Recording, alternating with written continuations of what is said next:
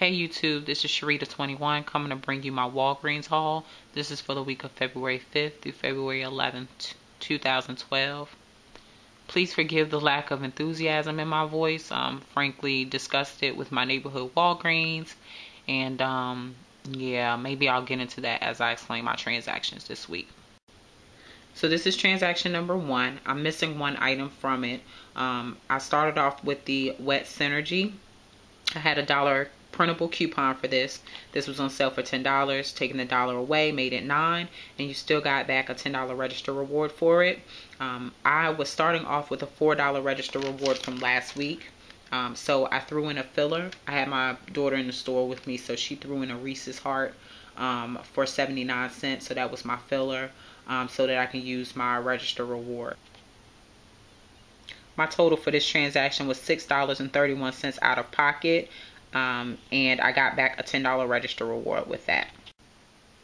Alright, so this is transaction number 2. I got the 2 Colgates, which were on sale for a 2 for $6. Kicking back a $4 register reward. I did have a $1 off 2 coupons for those, so that made those 2 for $5. I got the Sheets Energy Strips, which were on sale for $3.99. They kicked back a $4 register reward. The St. Joseph's Aspirin was $2, kicking back a $2 register reward. And then I used the gift bag as a filler, which will go to my daughter's teacher for Valentine's Day, and that rang up for 13 cents as a filler.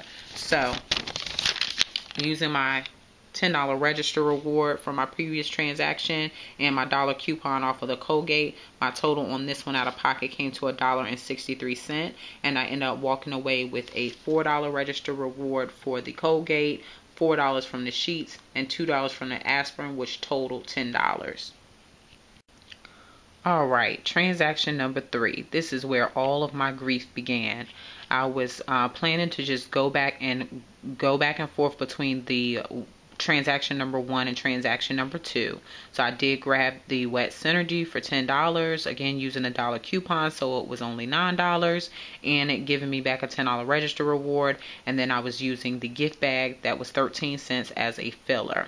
Okay, so I had come home and was going through the videos and the blogs and ran across a post from Couponing with Greg That Dude, where he was explaining that there was a $1.50 off 2 coupon that was on coupons.com off of the M&M Mars.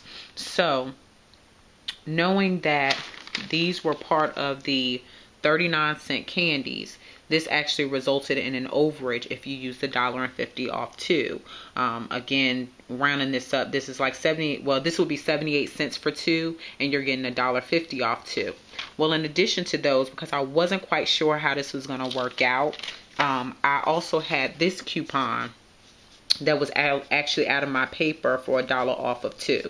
So I said I had the $1 off 2 is still going to give me some overage, and then I had the $1.50 off 2 printable. Well, what ended up happening is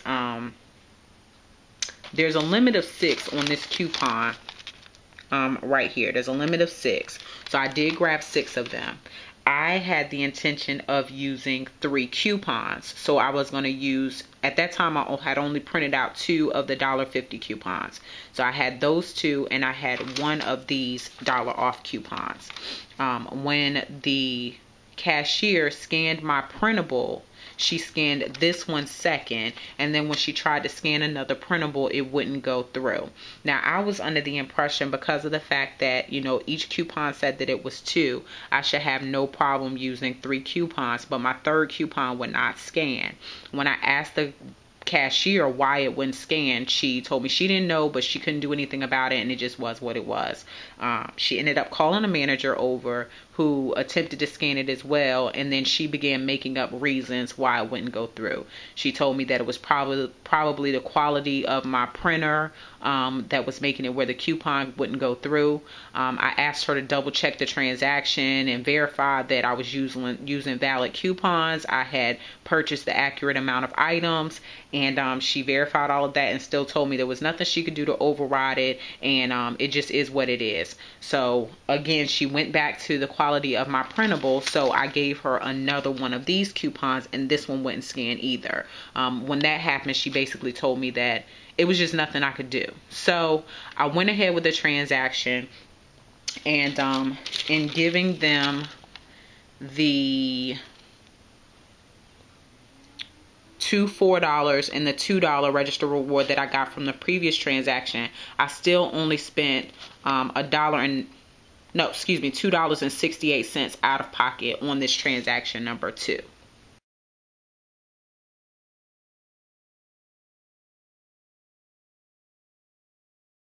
Now, when I came home and I studied my receipt, I was thinking that I did not get the overage and that maybe there was an error. Maybe there's certain areas that are allowing the overage and there's certain areas that aren't. But when I looked at the price that I paid on everything, I did get the overage. And where my error actually occurred was in the fact that just using 2 coupons, I had already gotten the overage. Therefore, it was not going to let me scan a 3rd coupon and get even more overage when I had already realized my full potential overage. So this is the breakdown. I bought 6 candies at 39 cents each, which equaled $2.34. I used a $1.50 printable and a $1 coupon from the paper, which ended up giving me a 16-cent overage. Therefore, the computer was not going to allow me to scan another coupon that would add to this overage. Now, it already allowed me to get the overage because of the fact that I had not reached my overage before the 2nd coupon was scanned. So whether I did the $1 coupon first or the $1.50 coupon first, it's still, I wouldn't have had reached my overage by the time they would scan the 2nd coupon.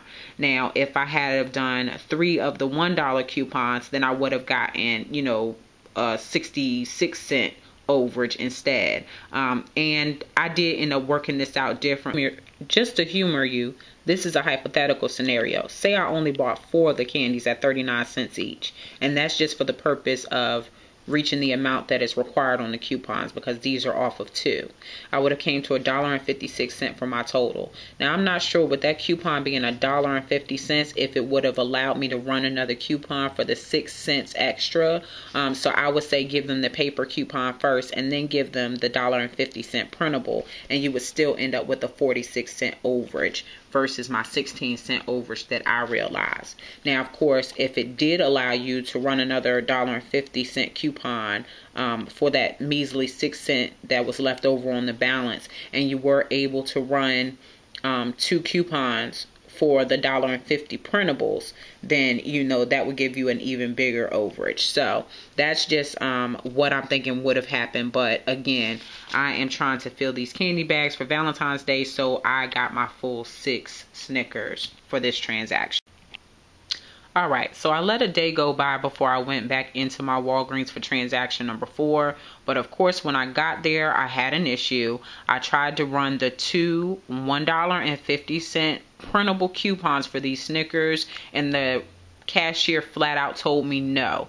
She could not scan the coupon. She didn't even attempt to scan the coupon. She told me that the value of the items that I was buying was way less than the value of the coupons, and therefore she could not scan that coupon for these transactions.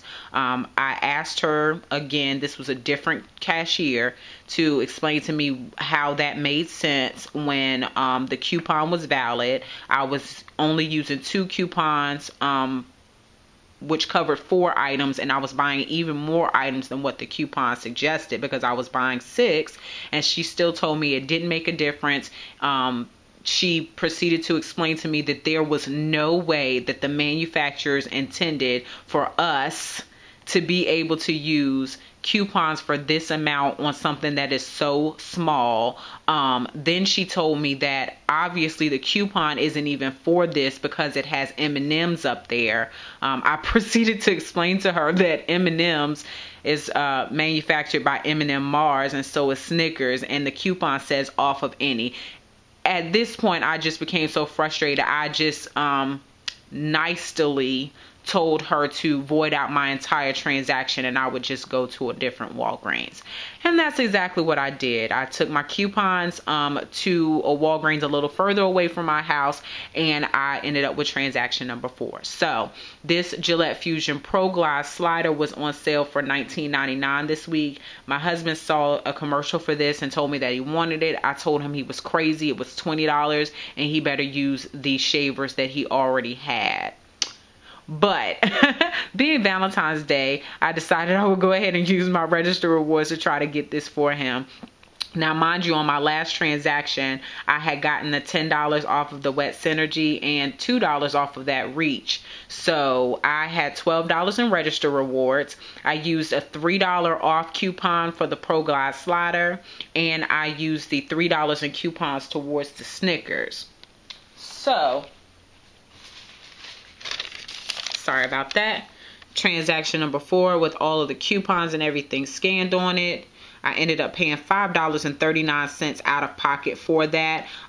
Because of the Snickers with the 2 coupons totaling $3, I did end up getting like a 66-cent overage. So when you think about the $20 price on this Gillette Fusion, I got 66 cents from this, and then $12 from my register rewards and $3 off the coupon. So that's how I ended up with $5.39 on this transaction.